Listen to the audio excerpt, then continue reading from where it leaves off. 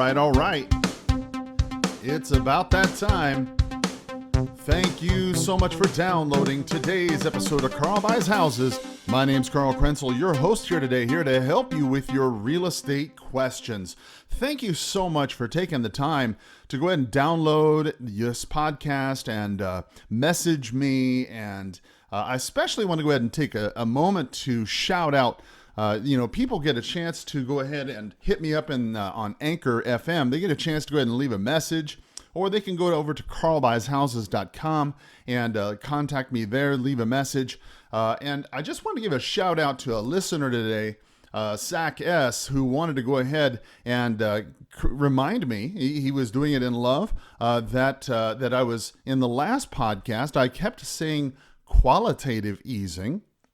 And he was reminding me in love that the more correct term is quantitative easing. And so I do appreciate it, Zach S., for helping me with that. So shout out to you so I don't sound like a complete idiot when I'm trying to explain some of these concepts. So shout out to you. I appreciate you guys with all your comments and all of your questions. So today, let's go ahead and jump into today's topic, the ultimate guide to lose money when buying a house, right? I mean, what's the ultimate guide to lose money when you want to buy a house? I mean, gosh, I was sitting there thinking about it today, and I was looking at the news, and I was looking at all the interest rates going down, and people getting, I read a report, something like 42% of people who are buying homes today are in bidding wars.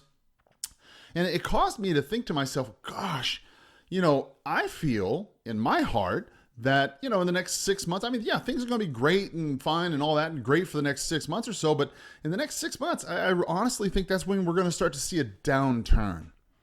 But I also recognize that not everybody listens to this podcast, and not everybody's going to get the same information that I'm sharing. And so I do think that people don't want to lose money.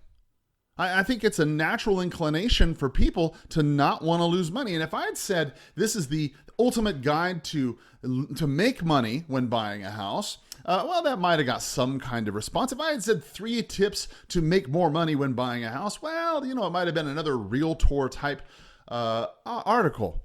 But today, I'd like to attract your attention to this issue because I think it's going to help you if you're just destined to go out and buy a house right now. Well, then this is going to be some tips for you to maybe help avoid losing money, right? Let's try and approach this from a different angle. So today, let's talk about the ultimate guide to lose money when buying a house. Now, I'm not going to go through an exhaustive way of losing money. There's multitudes of ways, but over 24 years of doing this as a realtor, as a real estate broker, as somebody who's investing in real estate, as somebody who's buying homes myself and representing others, I've come across a couple things that I feel, honestly, are warning signs you need to know about if you're planning on buying a house, because I've seen hundreds of people make these mistakes over the years, and I've tried to help people who've worked with other people and maybe they got in a bad situation. But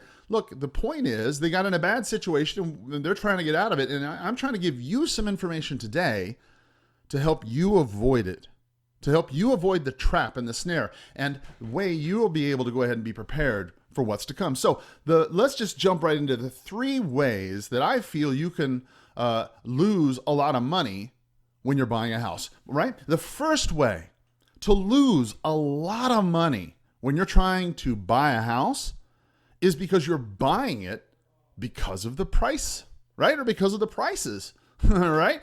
When you think about it, what is price? What is the price?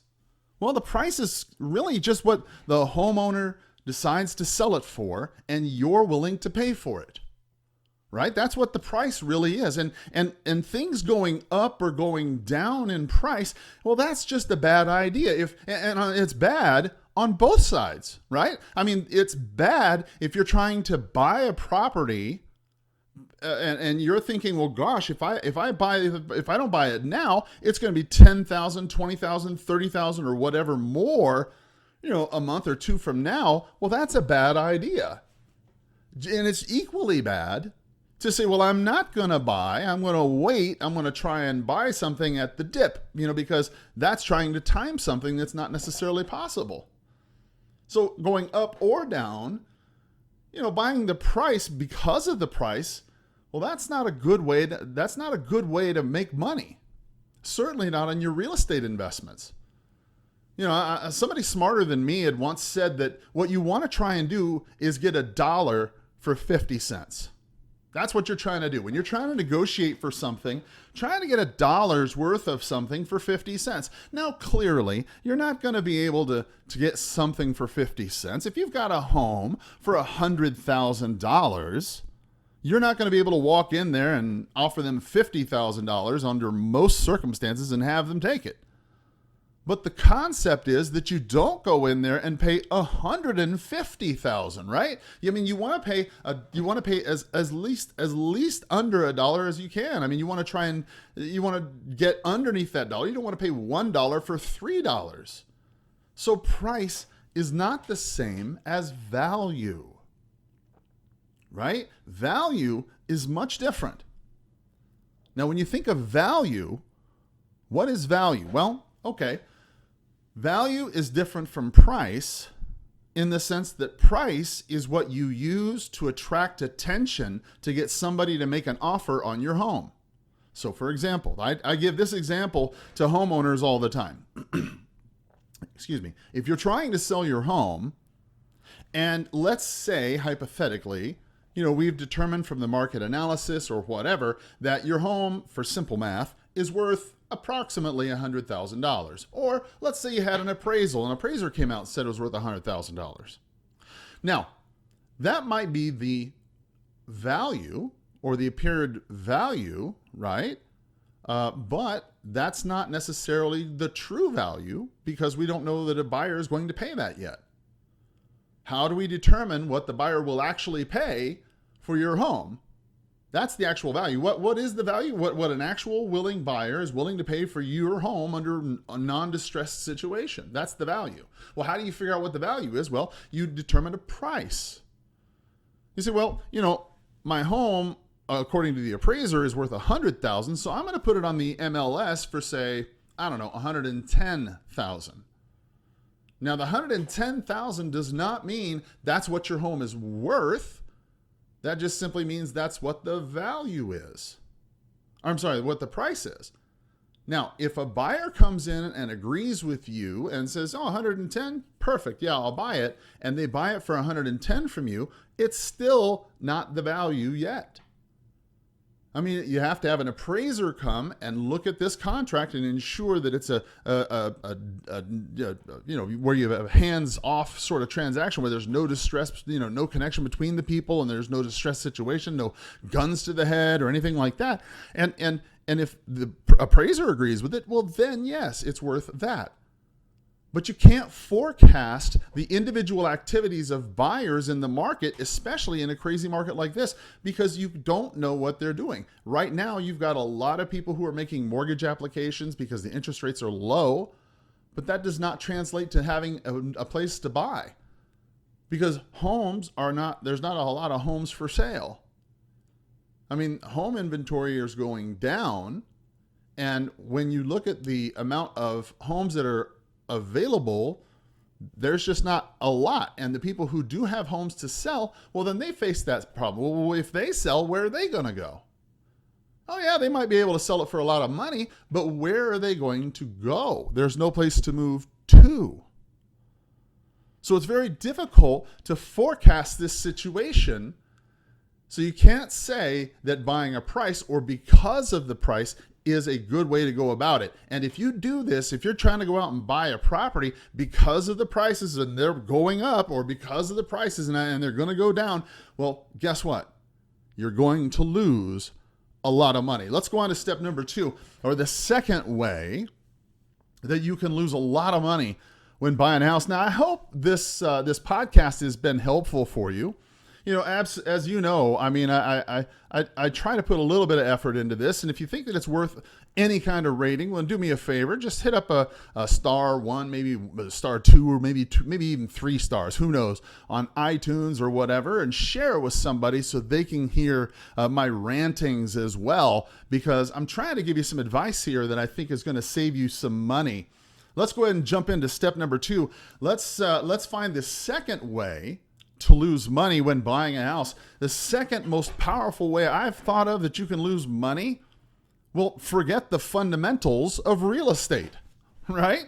I mean, in 24 years of doing this business, if I've ever seen somebody lose money on a home, it has been because they have forgotten the fundamentals of real estate. Now, oh yeah, I've worked, and I'll cop to it. You know, I'm the guy who works for the bank that sells the REO property. And part of that means that I have to go kick the former homeowner out. And that's not an enjoyable part of my job. You know, the way I resolve it in my mind is the fact that I try to do it nicely with a smile. I try to give them some assistance, help them out. I try to warn people on this podcast so that they will avoid hearing me knocking on the door. The second reason why people get that on their door is because they forgot the fundamentals of real estate. What are the fundamentals of real estate? Well, the very first one is supply and demand. The supply and demand. Now, you know, you have to understand, right now, there is a lack of supply. That's true. But that's not going to always be the case. Currently, you know, as a matter of fact, I was just reading the article before I got on the podcast that said something to the effect that Freddie Mac and Fannie Mae have extended the forbearance and the foreclosure process to August 31st of this year. So people who are facing foreclosure have got a momentary reprieve. Now, it's going to remain to be seen as to how long they're going to be able to do this, but eventually, you know, these servicers, these loan servicers, these banks, these individual private lenders, these people, they're going to need to be paid. I mean, what do you think these pensions or pension funds and 401ks and all these other stock market issues and all these things are being paid for many times, you know, by the housing market. And if you're not paying your real estate bill, well, guess what? That affects the whole kit and caboodle, as my dad used to say. So forgetting the fundamentals of real estate on a very practical level, here in Tucson, let's just say, you know, and you could pick a spot in your town, and you could find a spot. I'm sure you could think of something. Think about your town. Now, in Tucson, for example, you know, there's a very popular area of town, north of town, that virtually collapsed in 2008. And that little area was called Red Rock. Now, the idea back in 2008 was, you know, there was just not a lot of land in Tucson for people to buy, at least not cheaply, and certainly not to build on. And so builders, what they decided to do was to go ahead and expand down the I-10 corridor into some vast desert space. They would create this utopia called Red Rock around this Red Rock Mountain. And then the housing market collapsed. And as you could imagine, there were dozens and dozens and dozens of half-complete and incomplete homes. There were lots that were not finished. There were just plotted out places that were never dug out or built. And when you think about it, the whole production pretty much stopped. And foreclosures were rampant in that area. Why? Well, because a lot of people didn't want to drive the 25, 30 miles or whatever it was to get there. You know, when you think about supply and demand, you've got to understand, where are you buying? Are you buying in a place where there's going to be a lot of supply? Or are you buying in a place where there's going to be a lot of demand? Now you could, you know, here in Arizona, in Tucson, you could say, well, I'm buying some investment property down by the University of Arizona. There's always going to be a lot of demand for that. Could you really make that statement today? I mean, could you make that statement in honesty that there will always be? Always. I mean, knowing what we know now, seeing what we've seen happen over this. And now this second wave or whatever it is has caused so many people to go back into their homes. I mean, good God. What about the supply side? People living outside of Tucson, maybe they were living out in Vail or out in some of these outlying communities that have good internet connections. Well, guess what? Maybe if people don't need to necessarily be as close as they needed to be down and they can actually work from home, well, those properties are going to actually, I think, probably see a spike up. Which leads me to the next thing about fundamentals, right? What's popular now will not necessarily be popular tomorrow. It's difficult for many people to understand this and accept these points because they do not have the experience in the real estate game that I do. I accept that I'm not a financial expert. I accept that I'm not an attorney, but I am a real estate broker and an investor, and I have done this for 24 years. And I think I know this subject pretty doggone well. And what I'm telling you is what is popular today won't be tomorrow. I mean, think about all the shag carpets that you might have, like me, I remember, right? I mean, I remember shag carpets. I'm old enough to remember. I'm 50 years old, but maybe you aren't. Maybe you aren't too young to remember that. I don't know. But if you're old enough to remember shag carpets, man, that was all the rage, right? Green shag carpet, 1.5 inches, 2 inches high. It was plush. Everybody loved it, right? Well, maybe you can't really relate to that. Well, let me try and forward think this a little bit. Think about, I don't know, a 1970s ranch style home versus, say, a 2000 site built home with rounded corners in the house and an upgraded kitchen. And then maybe that 2000 home, compared to, say, something 2020, a new build today. When you think about it, what's popular today will not necessarily be tomorrow. And I see so many people going out making bad decisions when buying homes. Oh my gosh, it's 3,200 square feet. Oh yay, it's 4,300 square feet. And it's just the 2 or 3 of them. What are you talking about? You got all that square footage on a postage stamp sized lot, and you're thinking that it's just going to be this way forever, and that's just straight insanity. It's insanity. It takes time to appreciate under the best of circumstances. I mean, you buy a house today, it takes time under the best of circumstances for you to be able to sell that home and break even. About how much time? About 5 to 7 years, depending on where you're at. That's a considerable amount of time. Now, when you think about it, that's under the best of circumstances. That's with appreciation of maybe 2% per year. Because you got to think, you got to cover your commission costs. You got to cover your closing costs. I mean, it's yes, you could potentially sell it for sale by owner, but the odds are very low, right? I mean, the chances are overwhelmingly that you're going to use a realtor, and it's going to cost you some money. And to do that, you're going to have some appreciation to break even. And then when you think about it, is this really the best of circumstances? At the very first of the year, we have a shutdown for a month or 2, 3 months, whatever it was. And then mass protests and riots in the streets and all kinds of conflagrations and fights and frustrations. And that's just the first 6 months.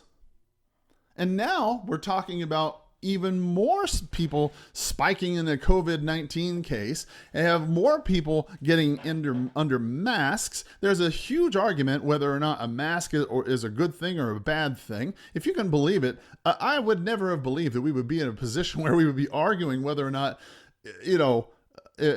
wearing a mask was a constitutional freedom. When so many other things are at stake, you're going to talk about a mask. I mean, good Lord, that's the least of your concerns. But nonetheless, I mean, right, when you think about it, this is far from best circumstances.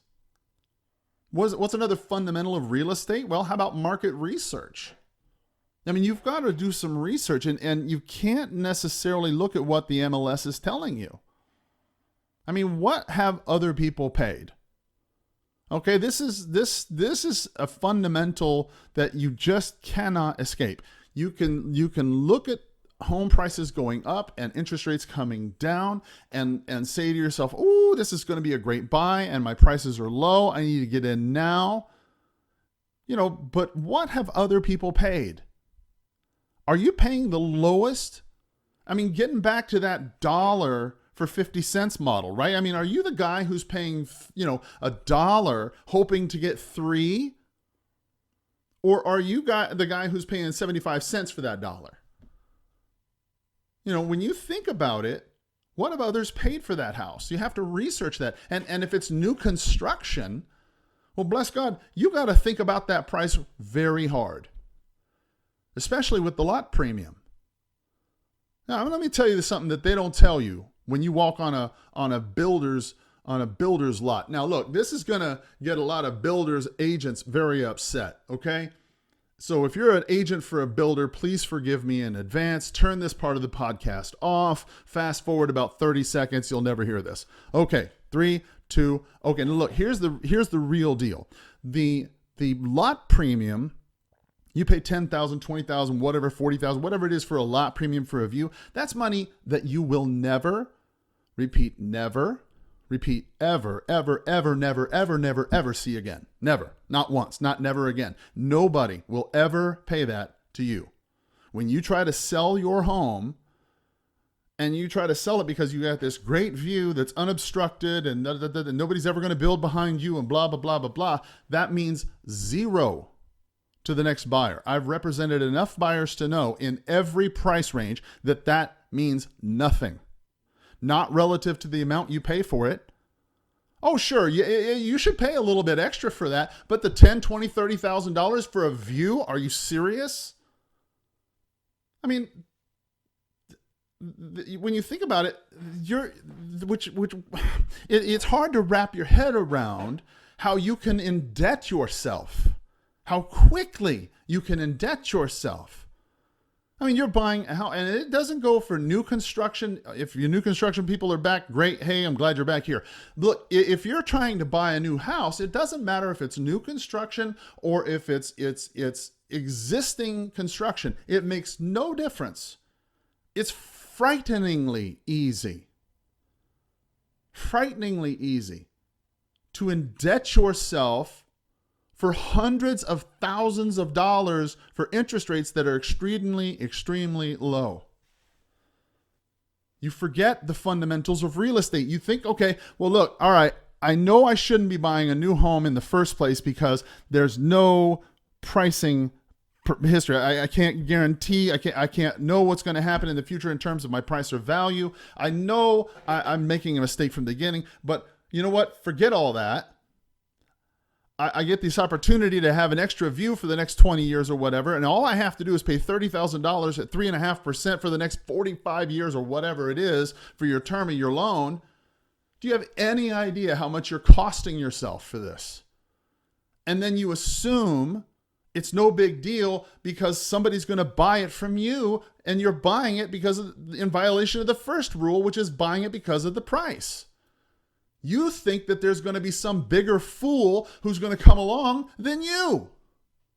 And I'm sorry if that hurts your feelings. That's why I told you to give me a 1-star rating, right? That's why I told you. Because I'm telling you the truth. You're looking for a bigger fool when you pay that kind of money. You're counting on the fact that somebody else is going to come along with a lower interest rate who can afford something higher to pay you plus the equity you want, and keep it payable for them to where they have the ability to pay for it. That's forgetting the fundamentals of real estate. Third point, final point. Boy, guys, I know I've been rough. I'm sorry. I try not to be mean. I try not to be rough. I try to be as honest and uplifting as I can. But boy, I got to tell you, this is in my heart. I've got to tell you, there are some serious ways that you can lose money. And this way right here is hands down the easiest way to lose the most money fast. You could buy on a house because of the price. You could do that, violate that rule. right? You could forget the fundamentals of real estate and you could do both of them simultaneously, and it still would not cost you as much as this number one is, this third one is, right? This third thing, this third way to lose money when buying a house is so devastating that it can cost you hundreds and hundreds of thousands of dollars in the lifetime of the loan and at the purchase time of the price, purchase price of the time. And I want you to listen to this, and if you agree with me, do me a favor, share this with a friend, right? Third way, you buy the story. You buy the story. Oh, what's the story? Okay, well, here's the story. Well, Karl, the reason why I'm asking 10% more than the neighbors are in the neighborhood is because my home was featured in a movie back in 1986. You probably don't remember it, but it was, the name of the movie was this, and here's the scene of the house, and this is the front of the house from 1986. And back then, that's why. Now, you can laugh at that kind of story, but I've honestly had somebody tell me that here in Tucson. And they had a picture of the home from prior to the time when they owned it as to when they bought the home, thinking that's what it was worth because it was in the movies. Oh, yeah, you think that's dumb. Well, I've heard other ones, and maybe you've heard these ones, because the home's historic, authentic. It was once owned by blah, blah, blah, blah, blah. Right? I mean, that's all subjective. It might have been owned by John Wayne. It might have been owned by, whoever. All right? John Wayne or Kurt Cobain, whoever owned it, it makes no difference. It's all subjective. You're trying to buy $1 for less. You're not trying to pay $3 for $1, and you're certainly not trying to pay $1.50 on the hopes that it's going to be worth $3 2 months from now. If you really want to lose money on a house and you want to lose it fast, buy the story. Buy whatever they're telling you. Oh, this house is awesome because, you get sunrises in the east and sunsets in the west. And what they forget to tell you is that the sunset in the west here in Arizona bakes all the windows in the house, and it's like 150 degrees in the Arizona room and every other part of the house. And you have to spend $200 a month just to cool your home. Don't buy the story. Due diligence is a word, right? Due diligence. Due diligence, you can say it a couple different ways. Do it as in an action. Do your diligence. Don't be stupid. Just do it. Right? And then you've got due diligence. What is the story? What's the actual story? I don't want to hear all the nonsense that you're trying to sell me about your home. I want to know the facts about your home. What are the things that are going to cause it for me to make money? Now, yes, I might have to pay close to $1 for your home, but I'm certainly not going to pay more than $1 for your home. You're not going to get more money that way. How are you going to get more wealth in your life if you spend more than $1 for everything you ever own, including your home? That's my rant for today. Tell me what you think in the comments section below. Hit me up like Zach did in the message box below at Anchor FM. Share this with your friends if you agreed. And until next time, have a powerful sales day. Bye-bye.